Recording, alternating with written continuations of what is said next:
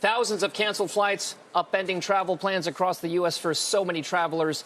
NBC's Blaine Alexander joins us now from Atlanta with more on that story. Blaine, what does the aftermath look like right now? Well, Dom, good morning to you. In fact, it's still going on. We haven't even hit aftermath right now because there are still a number of passengers who are trying to rebook flights and thousands more today who are dealing with newly canceled flights. So the numbers really tell the story in all of this. When you look at the fact that Southwest Airlines slashed more than 70% of their flights yesterday, and already today we've seen more than 2,500 cancellations from Southwest Airlines just today. Now, that's stunning when you look at that compared to the other airlines, just over 300 or so cancellations there for the other airlines. Now, Southwest is saying that this is unacceptable. They said that in a statement. They're apologizing to their customers, but they're also saying that they just can't control the weather. They said that they did what they could to put the right amount of staffing and personnel in place to deal with possibly potential delays, but they say weather is just something that's out of their hands.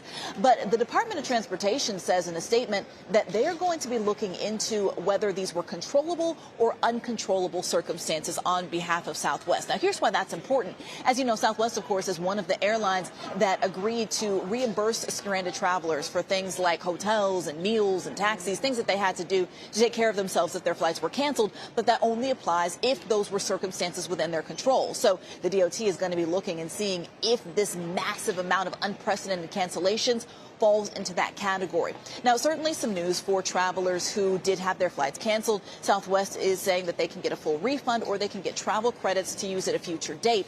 But I've spoken with a number of people here at Atlanta's Hartsfield-Jackson Airport. They've been standing in line. A couple tells me they started their journey early yesterday. They started in New York, had to take a bus down to Atlanta, and they're trying to get back to Vegas. So they're still very much in the early stages of this travel nightmare with no idea when they're going to get back home. Dom.